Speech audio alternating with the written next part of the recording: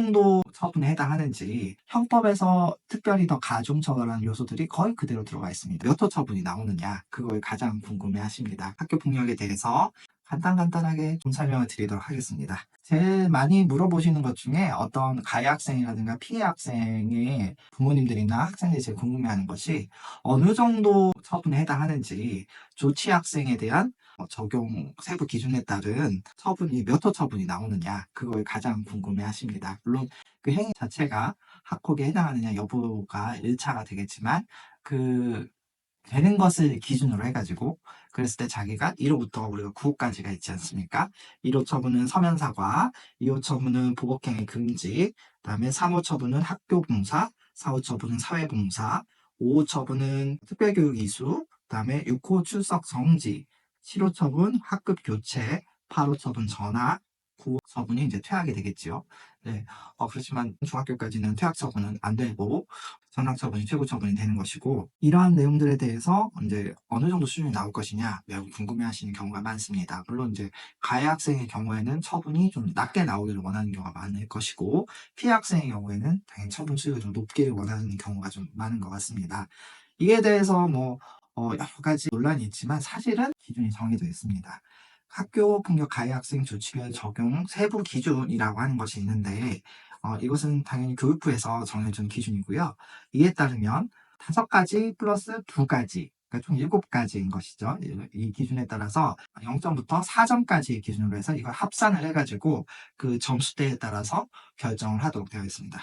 얘기를 많이 하는 게 심각성, 지속성, 고의성, 반성의 정도, 화해의 정도, 이게 이제 기본 5가지 요소이죠. 일반적으로 상담을 해보시면 이 5가지에 대해서 주로 말씀을 많이 해주실 겁니다. 그 다음에 부가적으로 온 것으로 가해 학생의 선도 가능성, 그리고 피해 학생이 장애 학생인지 여부, 이 2가지가 부가적인 요소입니다. 그래서 총 7가지인데 이에 대해서 어떻게 판단하는지에 대해서 조금 더 세부적으로 좀 말씀드리겠습니다.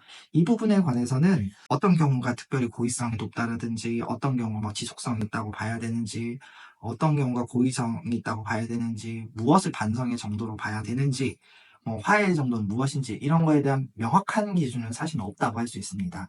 그렇지만 전혀 기준이 없느냐? 그렇지는 않습니다. 제가 그동안 10여 년간 위원으로도 활동도 하고, 또 실제 변론을 담당하기도 하고, 또는 한편으로는 또 가해 학생에 대해서 처벌을 원하는 고소대리나 이런 고발대리 같은 걸 하고, 행정 심판이나 또는 행정 소송에 직접 대리를 하기도 해왔는데, 여기에서 어느 정도의 그 기준점은 정해져 있습니다. 특히 이에 대해서는 교육부에서 가이드라인 같은 걸 만드는 게 있는데, 그 내용의 일부 기준에도 그것을 유추할 수 있는 내용들이 있습니다. 심각성과 관련해서 많이 말씀을 하고 있는 거는 성폭력인지 여부, 그다음에 폭행 상해 정도가 있는지, 또는 진단서가 제출되어 있는지, 또는 집단폭력인지, 그다음에 피해 학생이 몇 명인지, 또 위험한 물건을 사용했는지, 폭력이 발생한 장소나 시간 같은 것들을 말을 하고 있습니다. 아무래도 이제 성폭력이라든지 집단폭행이라든지 또 야간에 발생하였는지, 이건 사실은 형법에서 특별히 더 가중처벌하는 요소들이 거의 그대로 들어가 있습니다. 그래서 학교폭력은 형사의 기준과 매우 밀접하게 연관이 되어 있습니다. 그래서 이제 어느 정도는 이런 형사사건에서 쓰고 있는 틀들이 거의 그대로 들어오고 있는 것입니다. 실제로 사건 해보아도 이런 것들에 해당되는 경우에 확실히 처벌 수위가 좀 높아지고 있는 경향이 있습니다. 그런데 지속성 같은 경우에는 당연히 한 번이나 일회적인 경우면 지속성이 없다고 볼 것인데, 그 지속된 기간이나 횟수라고 하는데 이게 딱 정해져 있지는 않은데, 제가 보기에는 적어도 지속성이 있다라고 하는 경우에는 몇 개월 이상, 수개월 이상, 보통은 한 3개월 정도 내외가 되는 것 같습니다. 여기에 수회 이상이 반복되는 경우에 하루에 여러 번 이런 거가 아니라 그 나눠진 기회도 여러 차례 이렇게 반복되는 경우에 지속성이 있다고 보고 있습니다. 한 학기가 사실은 3월 달부터 시작한다고 하면 사실 3월에는 좀 그런 빈도가 좀 적고 4월이나 5월부터 시작해서 방학하기 전까지 이렇게 하면 보통 한 학기이기 때문에 요 정도가 좀 약간 지속성이 기준이 되는 것 같습니다. 그렇지만 한두 번이 아니게 되면 일단은 지속성이 있는 걸로 보기 때문에, 다만 그 정도의 수준으로 봤을 때 한 석 달 이상 되고 좀 수회 넘어서 한번 10여 차례 이상 되고 하면 좀 많이 높은 수준으로 본다, 이렇게 생각하시면 좀 좋을 것 같습니다.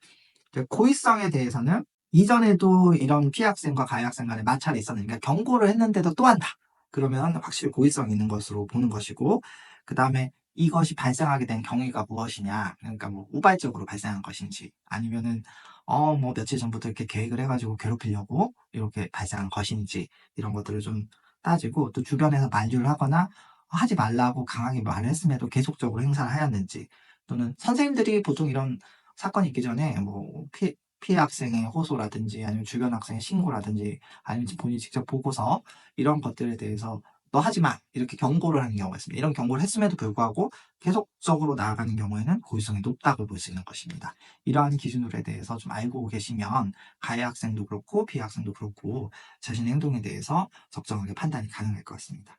사실 그리고 반성의 정도라고 하는 것은 매우 애매한 경우가 많은데요. 뭐 여기에 적혀 있기로는 그렇습니다. 전담기구 조사를 협조하는지, 사안 접수 이후의 태도 변화, 확인된 내용을 인정하는지 이런 식으로 되어 있는데 사실 해보면 이 부분이 좀 사실 제가 보기에는 반성이나 화해나 좀 비슷하다고는 보이는데 이런 것들의 정도는 아이 학생의 경우에는 자신들이 충분히 협조도 하고 인정도 다 했음에도 불구하고 상대방이 받아주지 않는다라는 식으로 나오는 경우가 많아서 이제 그렇게 말하는 경우가 많고 거꾸로 이제 피해 학생의 경우에는 진심 어린 반성이 없었다. 이렇게 말하는 경우가 많은 것 같습니다. 그러면 이제 어떤 식으로 보통 진행이 되느냐?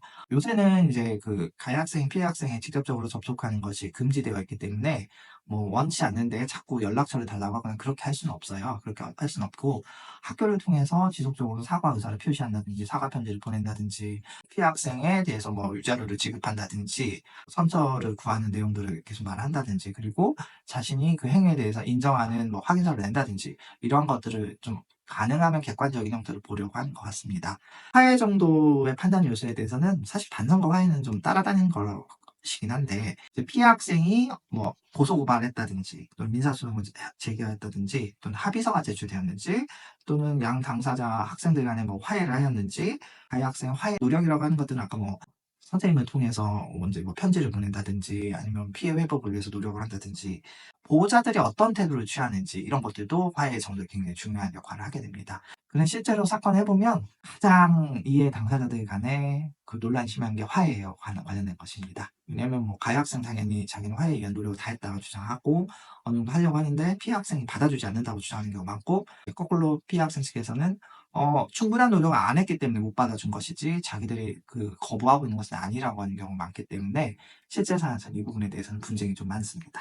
부가적인 요소 두 가지가 있죠. 장애 학생 여부는 장애는 요새 아무래도 이제 좀 여러 가지 유형의 장애가 있지만 눈에 보이지 않는 장애도 있습니다. 눈에 보이지 않는 게 신체적인 장애뿐만 아니라 정신적인 장애가 있는 경우가 있습니다.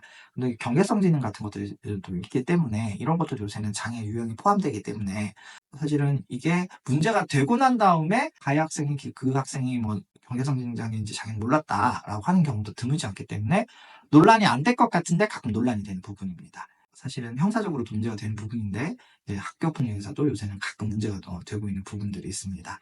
그다음에 가해 학생의 선도 가능성은 사실 이 학생이 이전에도 뭐 다른 사건으로라도 선도위원회라든지 또는 학교 폭력으로 뭐 어떤 처분을 받거나 아니면 평소의 생활 상태에 대해서 경고를 받은 적이 있다.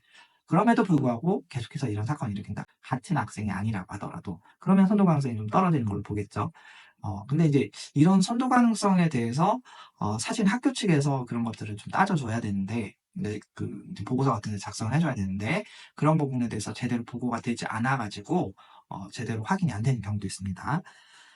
이렇게 이제 5가지 플러스 2가지 부가적인 요소를 검토를 한 다음에 다 이제 의결이 끝나고 나면 처분이 내려지게 되는데 뭐 당연히 피해 학생과 가해 학생의 입장은 다르기 때문에 항상 아쉬움이 남습니다. 학교 폭력에 해당하는지 그리고 그런 사실이 발생하였는지 여부에 대한 입증이 선행이 돼야 되겠죠.